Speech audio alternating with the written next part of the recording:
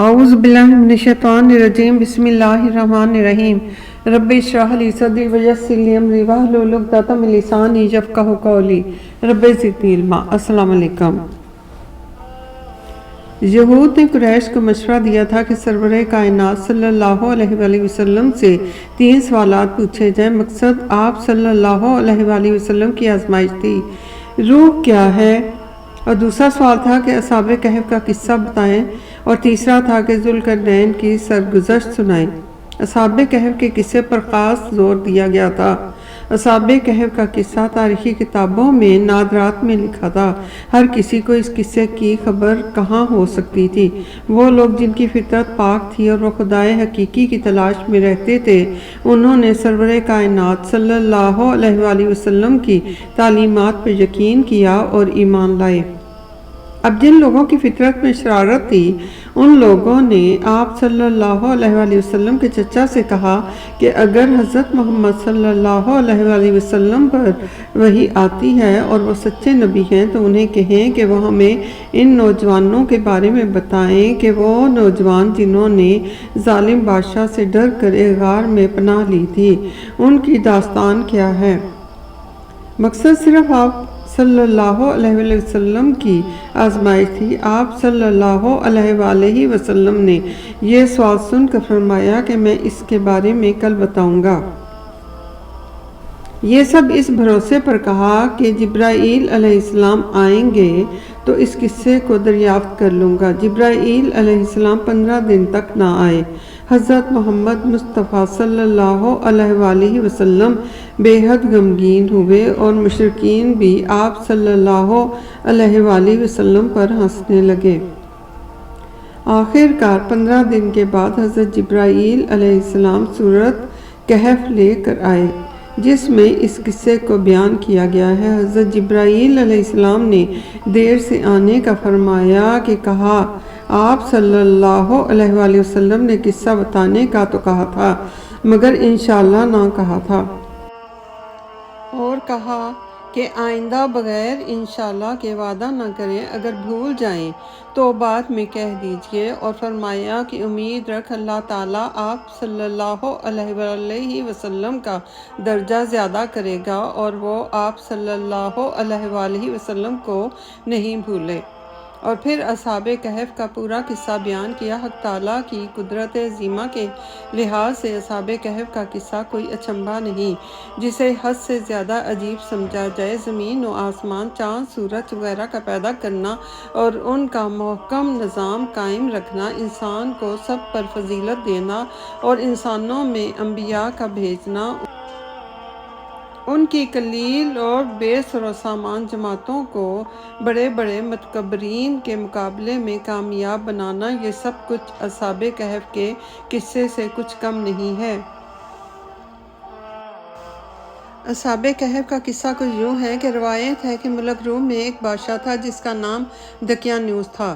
اللہ تعالیٰ نے اسے بہت بڑی سلطنت دے رکھی تھی۔ وہ بے حد ظالم جابر بادشاہ تھا اور اس نے خدائی کا دعویٰ بھی کر رکھا تھا اور لوگوں کو حکم دے رکھا تھا کہ جو بھی دربار میں آئے اسے سجدہ ضرور کرے۔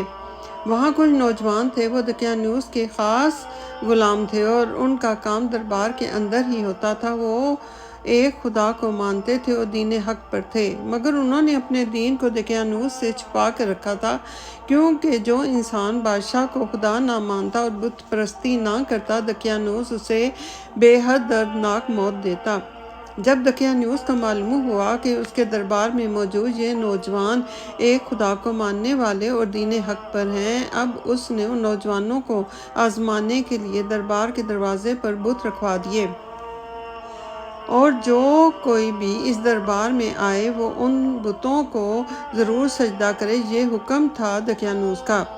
دقیانوس کے اس فرمان کی وجہ سے اور اس کے خوف کی وجہ سے لوگ بت پرست ہونا شروع ہو گئے، اور اب ان نوجوانوں کے لیے بے حد مشکل وقت تھا۔ ان کا کام دربار کے اندر ہی تھا اور وہ اپنے رب کو سجدہ کرنے کی بجائے بت کو سجدہ کیوں کرتے۔ وہ بے حد پریشان ہوئے اور انہوں نے اس علاقے کو چھوڑ دینے کا فیصلہ کر لیا اور وہاں سے بہت دور جانے کا ارادہ کیا اور رات کو ہی اپنا سفر شروع کیا۔ راستے میں ان کی ملاقات کچھ اشخاص سے ہوئی۔ ان لوگوں نے ان کو بھی دین حق کی تعلیم دی اور پھر وہ لوگ بھی ان کے ساتھ چل دیے۔ ان کے ساتھ ایک کتا بھی تھا۔ انہوں نے ہر چند کتے کو اپنے ساتھ لے جانے پر اعتراض کیا اور کتے کو واپس بھیجنا چاہا، مگر کتا پھر بھی ان کے پیچھے پیچھے چلا آیا۔ اس کتے کا نام قطمیر تھا اور وہ سب تمام رات چلتے رہے۔ صبح کے قریب ایک غار میں جا چھپے۔ ادھر بادشاہ سلامت کے سپاہی ان نوجوانوں کی تلاش میں غار تک آ پہنچے۔ تبھی وہ بولے، اے رب، دے ہم کو اپنے پاس مہر اور بنا دے ہمارے کام،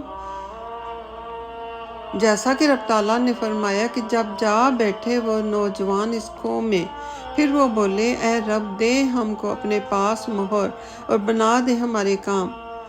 پس پردہ ڈال دیا ہم نے اوپر کانوں ان کے، یعنی کہ سلا دیا ہم نے ان کو بیچ غار کے کئی برس گنتی کے، اور پھر اٹھایا ہم نے ان کو کہ معلوم کریں کہ ہم دو فرقوں میں سے کہ کس نے یاد رکھی ہے بات کہ جتنی مدت وہ سوئے رہے تھے۔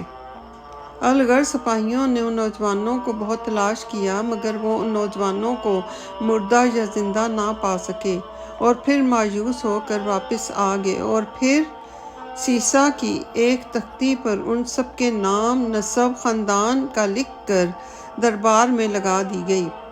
یہی وجہ ہے کہ ان اصحاب کہف کو اصحاب رقیم بھی کہا جاتا ہے۔ یہ اس لیے کیا گیا کہ اچانک یہ تمام نوجوان کہاں غائب ہو گئے۔ رب تعالیٰ نے ان نوجوانوں کو گہری نیند اس غار کے اندر سلا دیا، اور اللہ تعالیٰ کی قدرت سے وہ کروٹیں بھی لیتے رہے اور ہوا بھی انہیں چھوتی رہی۔ 309 سال کے بعد وہ لوگ نیند سے بیدار ہوئے۔ ان کی تعداد کے بارے میں بھی اختلاف ہے۔ کوئی کہتا ہے کہ وہ 3 تھے، چوتھا کتا، اور کوئی کہے گا کہ وہ 5 تھے، چھٹا کتا، اور زیادہ خیال ہے کہ وہ 7 تھے اور 8واں کتا تھا، اور اسی طرح کتنے سال سوئے، اس پر بھی اختلاف ہے۔ غرض 309 سال کے بعد وہ بیدار ہوئے، جیسا کہ کہا رب تعالیٰ نے، اور اسی طرح ان کو جگا دیا ہم نے۔ پھر وہ آپس میں پوچھنے لگے کہ تمہارا رب بہتر جاننے والا ہے کہ جتنی دیر تم لوگ اس غار میں رہے، اب تم بھیجو اپنے میں سے ایک کو کہ یہ اپنا روپیہ لے کر شہر کو جاوے اور وہاں سے کھانا پاکیزہ لے کر آئے، اور نہایت ہوشیاری کے ساتھ جائے اور اپنا بھید کسی کو نہ بتائے اور نہ اپنی رہائش کی خبر کسی کو ہو۔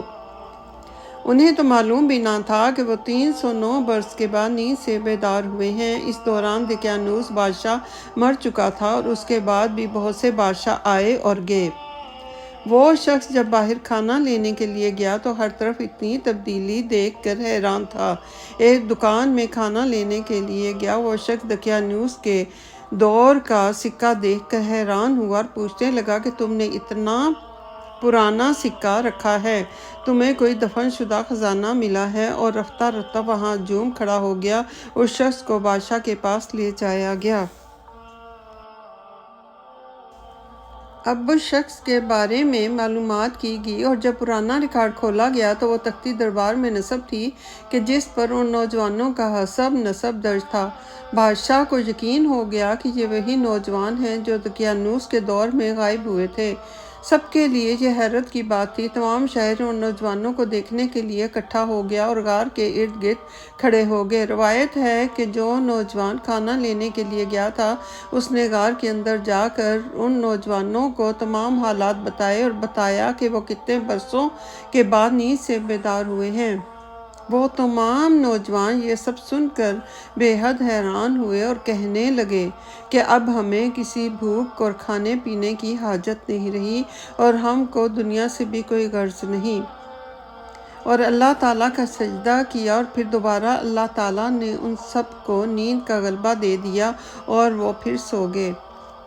روایت ہے کہ وہ قیامت تک اسی طرح سوتے رہیں گے۔ روایت ہے کہ بادشاہ نے کچھ دیر ان کا انتظار کیا اور پھر اس غار میں جانے کا ارادہ کیا، مگر غار میں جانے کا کوئی راستہ نہ ملا، جیسا کہ کہا رب تعالیٰ نے، اور تو دیکھے دھوپ جب نکلتی ہے بیچ کے جاتی ہے ان کے کھو سے داہنے کو، اور جب ڈوبتی ہے کترا جاتی ہیں ان سے بائیں کو، تاکہ گرمی اور سردی کا اثر ان پر نہ پڑے۔